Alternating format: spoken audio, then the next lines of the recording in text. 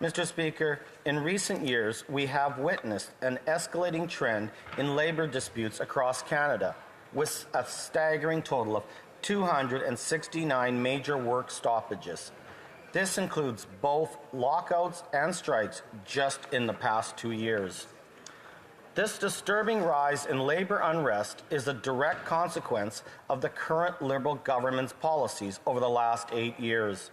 The Prime Minister's inflationary policies have significantly contributed to this turmoil, leaving workers in a dangerous position, struggling just to make ends meet.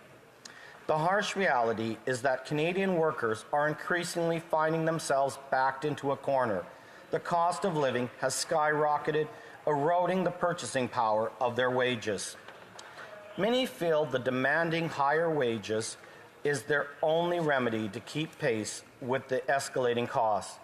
This sense of desperation is a clear indication of the government's failure in handling labour relations effectively.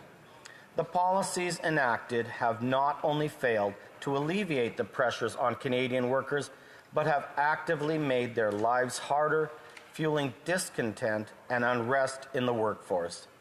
This situation calls for urgent attention and a re-evaluation of the government's approach to their inflationary policies that make life more unaffordable. It's crucial that we address the root causes of these issues rather than merely applying temporary fixes. The government must take responsibility for the current state of labour relations in Canada and work towards sustainable solutions that truly support and uplift the working class. Mr. Speaker, in continuing to address the current state of affairs under this NDP Liberal government, it's important to highlight how these policies are intensifying the hardships faced by Canadian workers. A prime example is the carbon tax, which has resulted in a significant increase in cost across the board. This tax, far from being a simple environmental measure, has had a domino effect, affecting everything from transportation to the cost of basic needs. The burden of these increased expenses is disproportionately put on the working class, who find their paychecks stretched thinner every day. Moreover, the housing crisis under the NDP Liberal government has reached a critical point.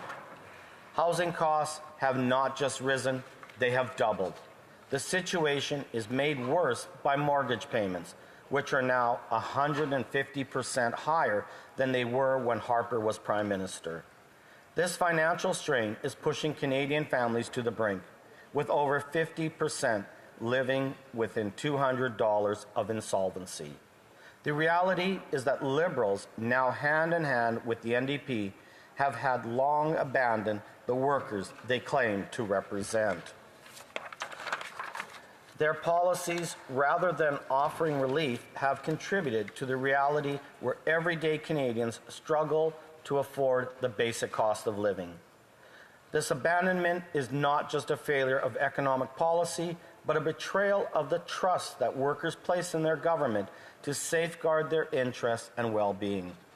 The implications of these policies are far-reaching and deeply concerning. They paint a picture of a government disconnected from the realities faced by its citizens, especially the working class.